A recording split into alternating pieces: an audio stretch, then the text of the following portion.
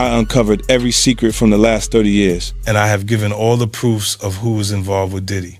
I have presented the videotape of Diddy's parties as evidence.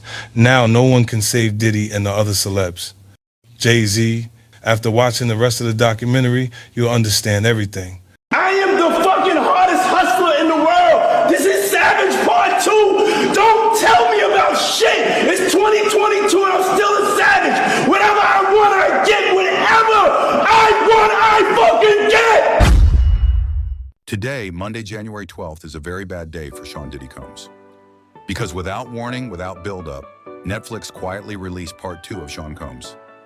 The Reckoning. No countdown, no press tour, no media victory lap. It just appeared. And when something this heavy drops without noise, it's usually not meant for the public first. It's meant for the people who already understand what it means. This time, it isn't framed as a continuation. It feels like escalation. Because what's been released now doesn't rely on narration or explanation. It relies on material. Video clips that were never meant to resurface. Call recordings that were never meant to be replayed. Images, party footage, planning conversations, moments captured when no one thought the cameras would matter later. And for the first time, Jay-Z's name doesn't sit on the outside of the conversation. It sits uncomfortably close to the footage.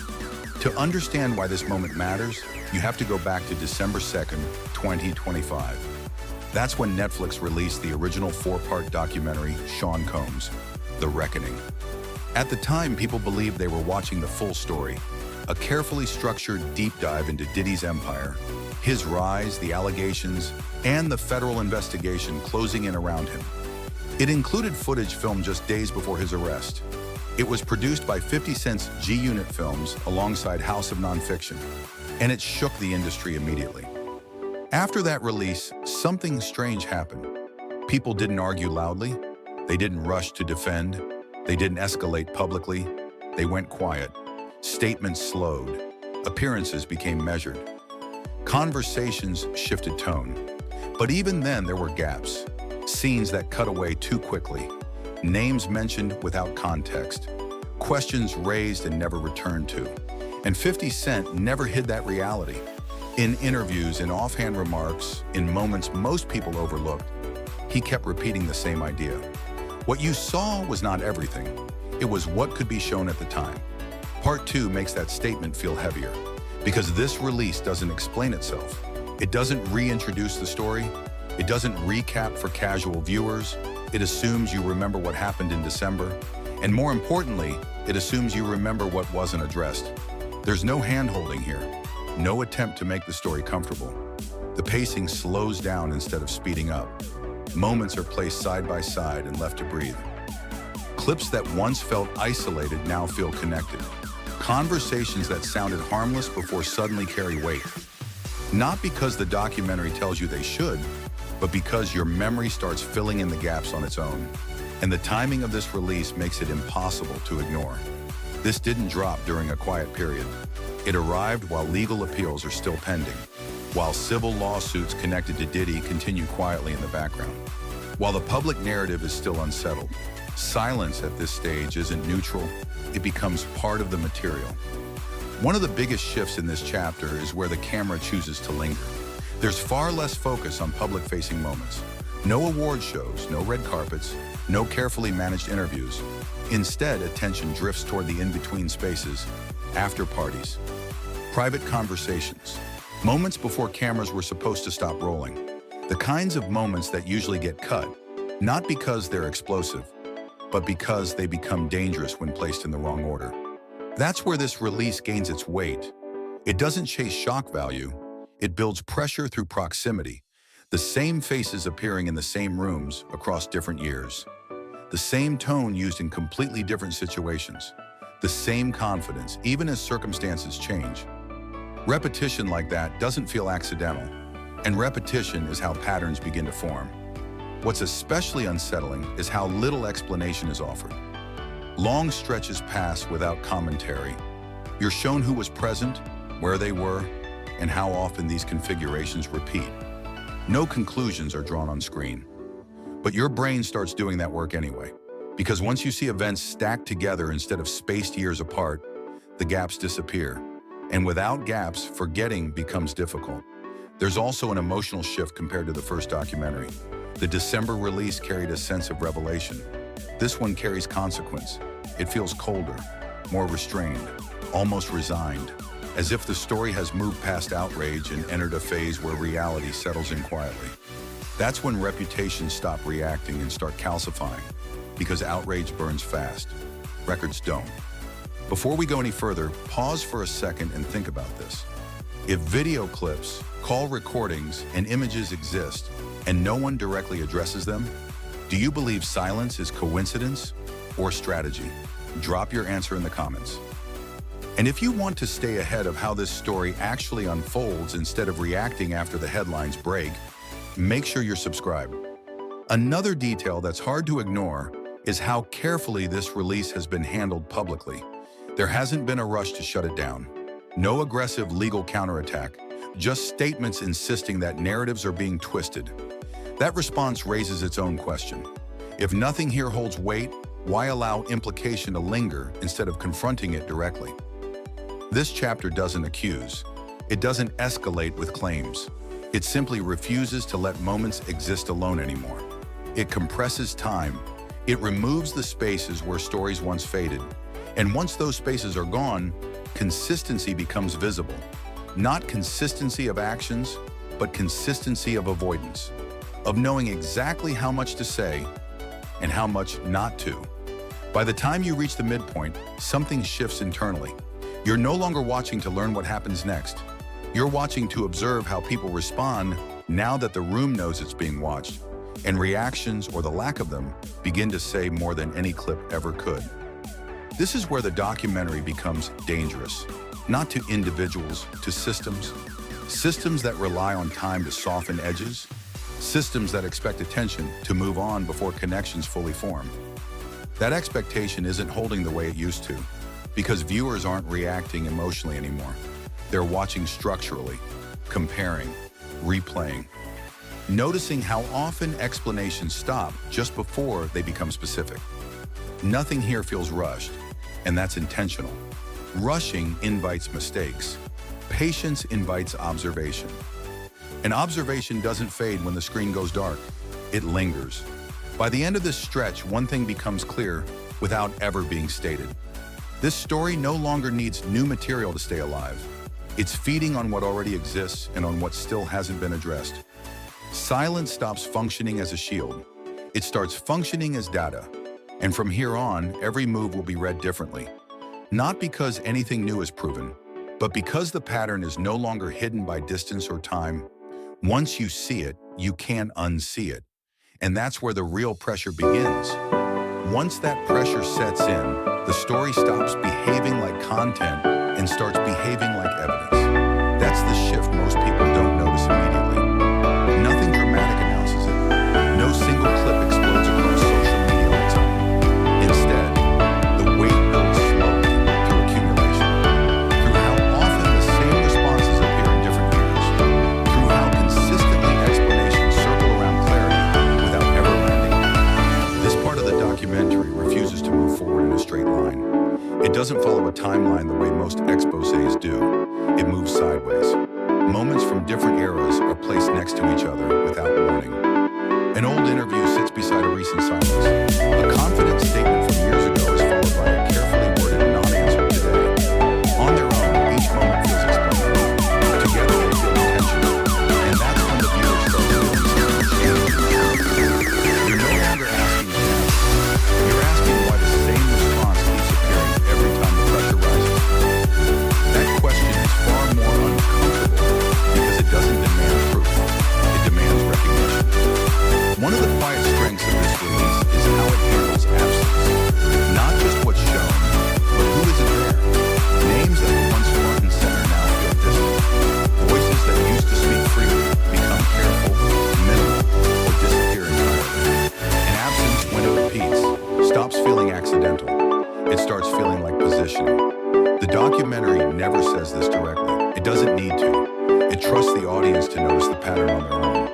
And when viewers reach conclusions independently, those conclusions hold more weight. Another layer that slowly emerges is how narratives were managed over time. Not denied, managed. Certain controversies were allowed to surface briefly, just long enough to release pressure before being left unresolved. Statements were issued without timelines. Clarifications were offered without specifics. And then time was allowed to do what explanations never could. Create distance. Distance is powerful. Distance dulls urgency.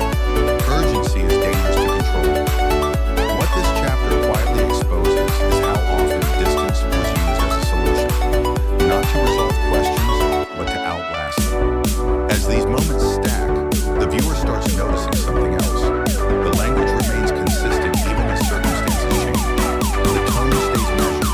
The phrasing avoids absolutes. Nothing false is said, but nothing complete is said either.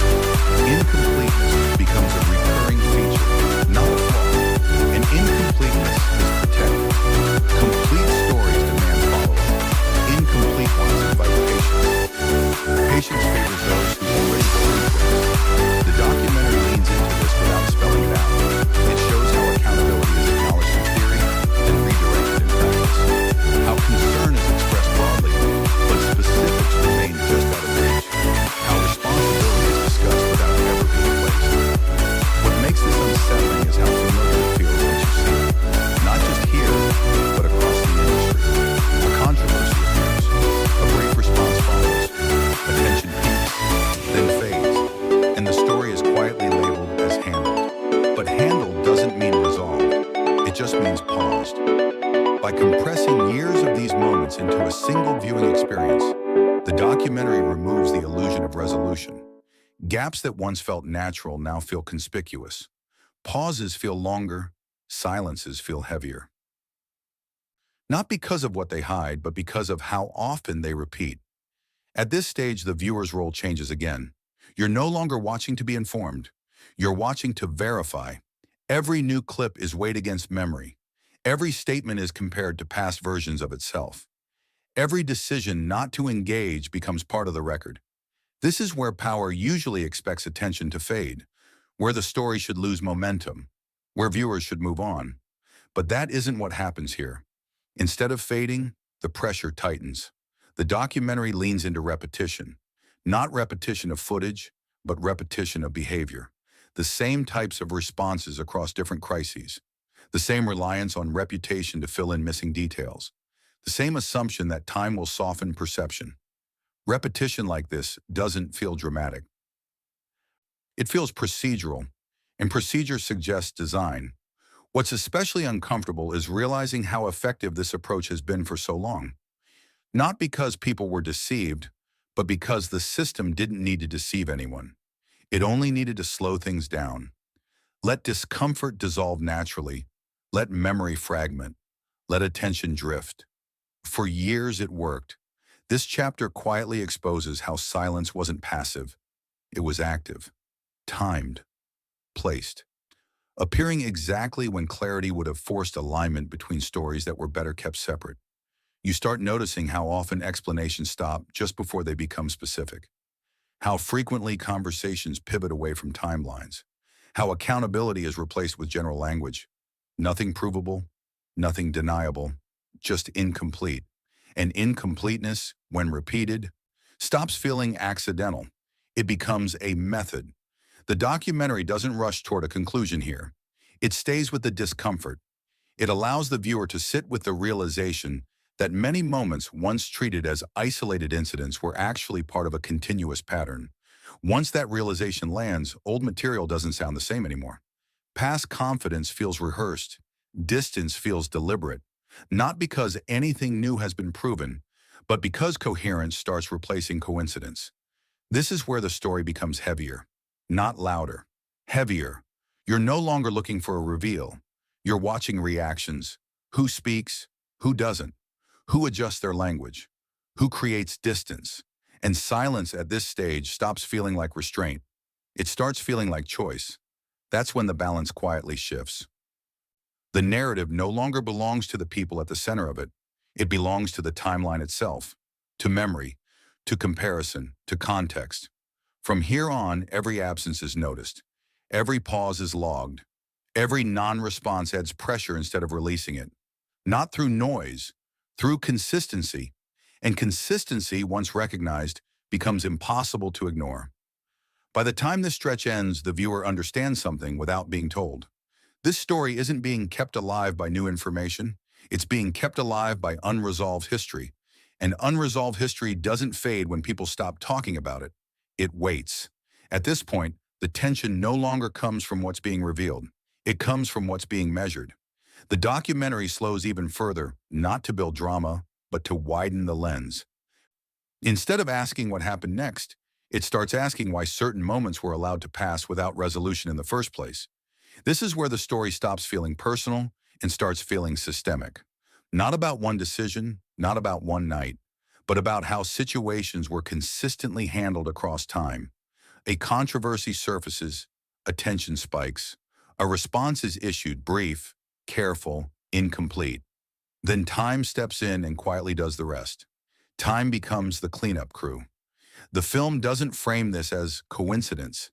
It frames it as habit, a habit built over years, refined through experience, protected by reputation. Because when a reputation is strong enough, it fills in gaps automatically. People assume explanations exist somewhere, even if they've never actually heard them. Assumption replaces evidence. Comfort replaces clarity. What's unsettling is how familiar this pattern feels once it's pointed out. Silence interpreted as dignity, distance mistaken for maturity. Unanswered questions labeled old news simply because enough time has passed. But time doesn't resolve stories. It spaces them out. By compressing decades of moments into a single narrative flow, the documentary collapses those spaces. Suddenly, the gaps are visible. Pauses that once felt natural now feel intentional. Answers that once sounded complete now feel carefully framed. This is where the film becomes less about content and more about contrast. Public confidence versus private restraint. Statements made on record versus actions taken off camera. Moments when engagement would have clarified things, and the deliberate choice not to engage instead. It never claims deception. It highlights separation. Separation allows plausible deniability. It creates enough distance for multiple interpretations to exist without ever colliding. As these contrasts stack, the viewer begins to sense how narratives survive over time. Not by controlling every detail, but by controlling engagement. If you don't engage, you don't create new material. If you don't create new material, old material remains unresolved rather than contradicted. That unresolved space is where power prefers to sit. What makes this stretch especially effective is its restraint. There's no dramatic music telling you how to feel, no captions spelling out implications. Moments are simply placed next to each other, and the friction between them does the work. Friction creates heat. You start remembering interviews you've seen before, but now they feel different. Answers that once sounded confident now feel incomplete.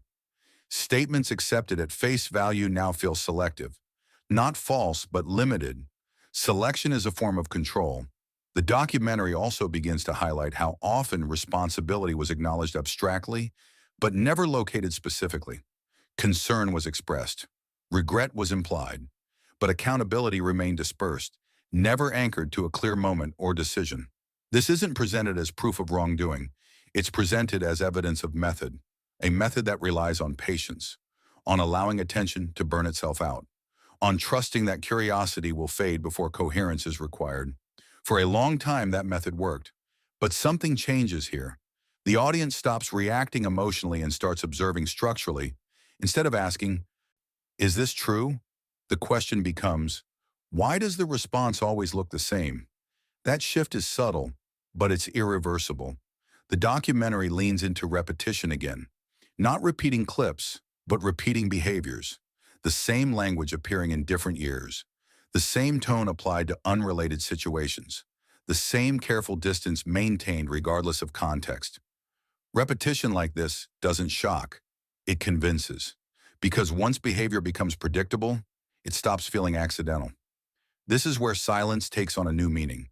It's no longer neutral. It's no longer passive.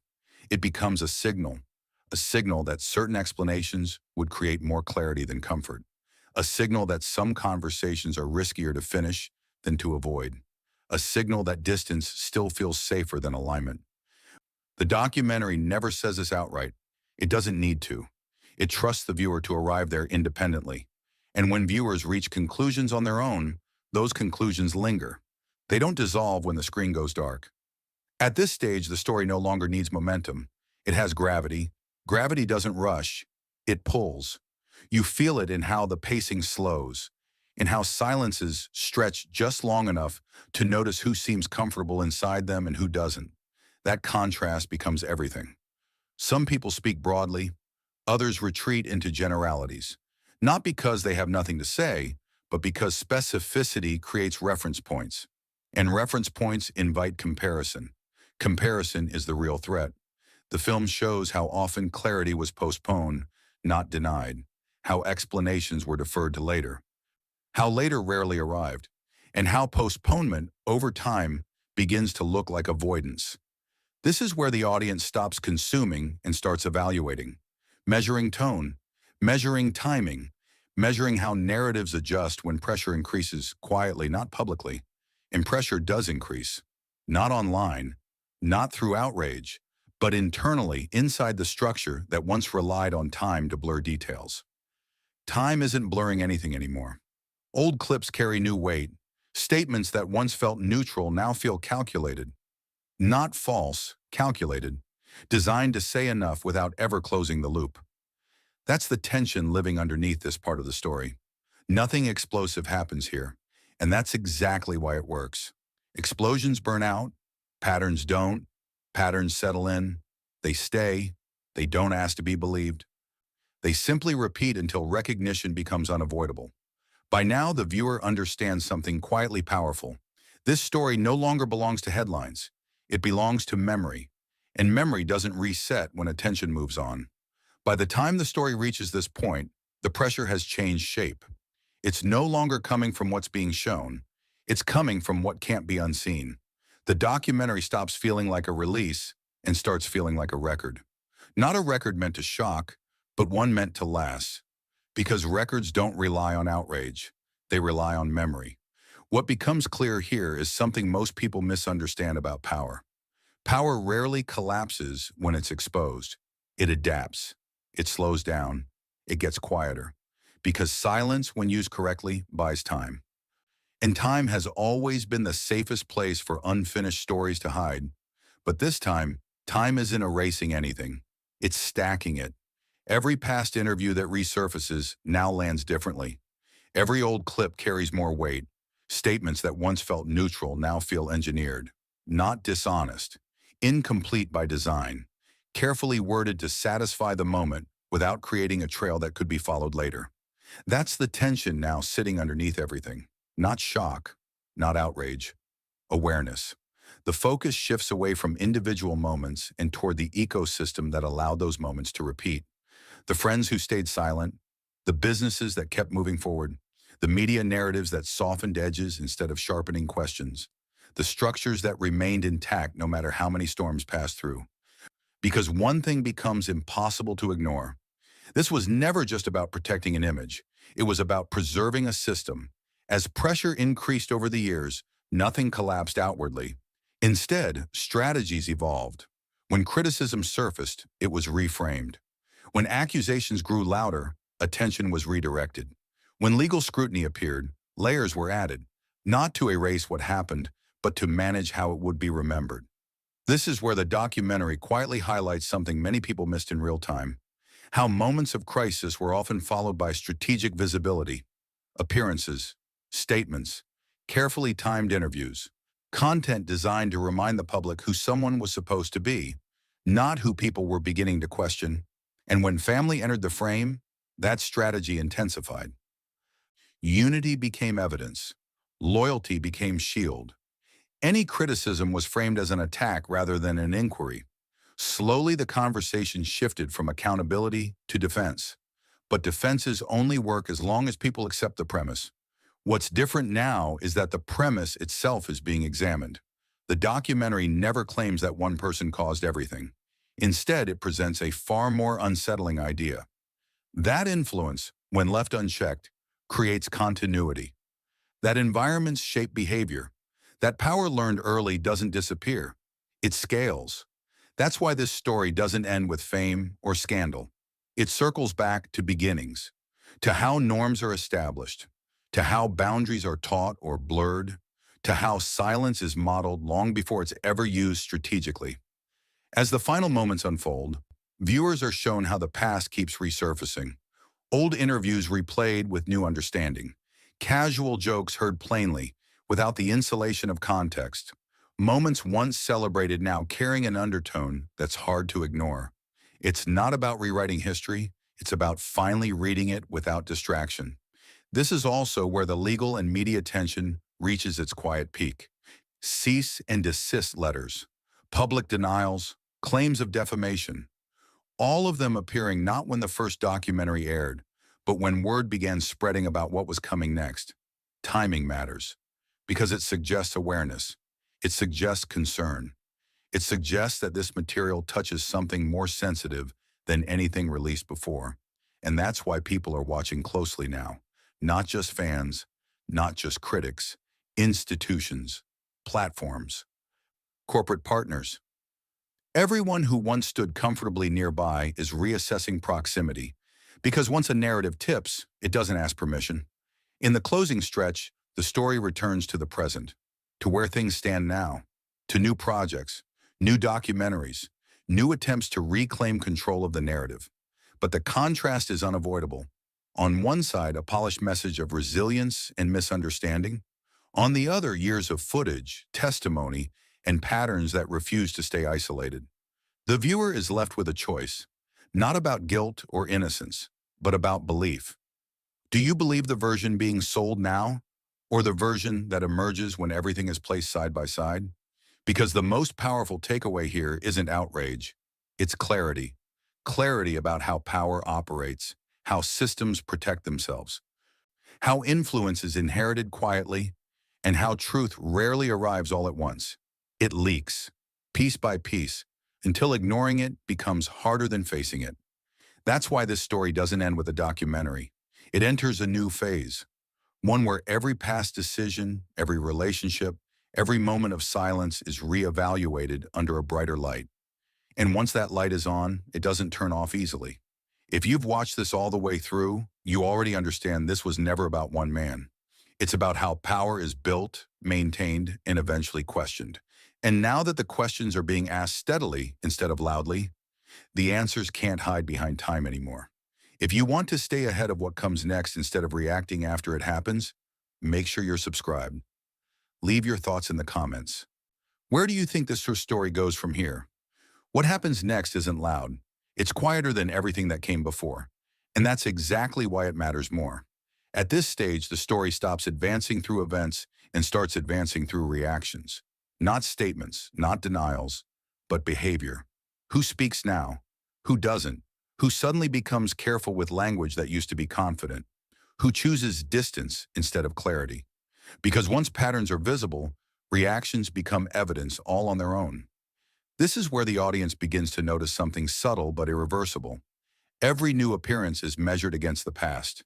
Every interview is listened to differently. Every silence is compared to earlier silences. Nothing exists in isolation anymore. Everything is contextual. That's the shift power doesn't like. Because power relies on fragmentation, on moments being separated by time, on attention moving forward before memory catches up. But memory has caught up. The documentary doesn't push this realization aggressively. It doesn't need to. It simply lets the viewer sit with the accumulation. Years of moments that once felt distant now press together until they start to resemble a single shape. And shapes imply design. One of the most unsettling aspects of this phase is how predictable the responses become once you understand the system. The pauses appear at the same points. The language softens around the same topics. Accountability is acknowledged broadly, then redirected narrowly. Nothing false, nothing provable, just enough distance to avoid closure. Distance is the strategy. And once that strategy is recognized, the past rearranges itself. Old interviews don't sound the same. Past confidence feels rehearsed. Statements once accepted without question now feel carefully engineered to say something without saying anything. This is when silence Certain shit be over exaggerated sometimes too. You gotta think about it. They over exaggerate about me sometimes. How though? Like how Like though? that's To be one to like care about Grammys or like industry accolades. Do you care about those things? Like that kind of recognition? I want those type of things, but I ain't too focused on it. What would you say you are focused on? Staying out of jail, staying out of trouble. Yeah. Yeah. What you How do? about you? Learning about people, telling stories in different ways. Because there's a lot of ways to tell stories. You could tell a story in a song, in an interview. I think we both kind of storytellers in different ways, you know?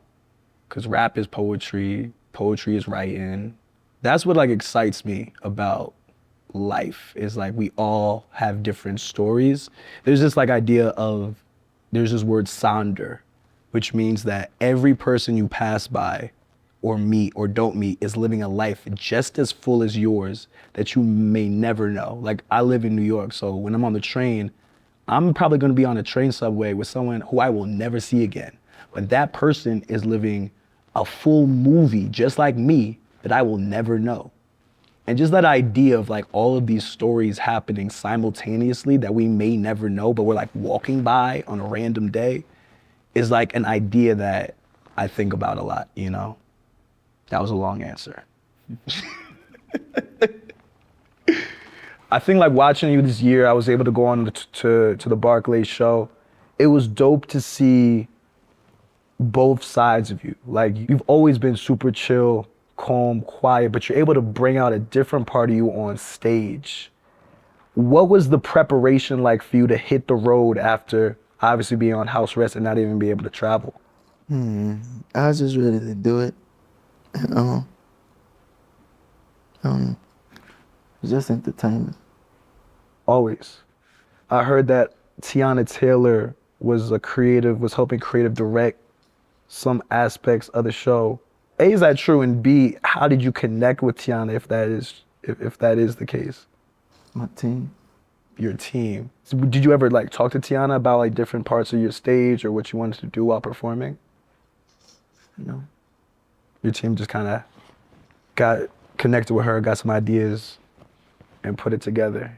Well, it came together. Like, was it weird for you? Because we were talking about a little bit off camera, like you were a little bit afraid of heights, and they had you elevated at least 30 feet in the air. Did it take some convincing to get you to do that? You wanted to do it. Yeah, I just wanted to give them a show. What part of your stage or your performance was your favorite? Was it like coming out of the coffin? Was it the elevating into the sky? What part of the show was your favorite night to night? Always the last song. Talk to me about that. Why? Because I completed the night. It's finished. On to the next. Who are some like other live performers that you admire or like rap shows that you might have studied going into this? I haven't watched it in so long.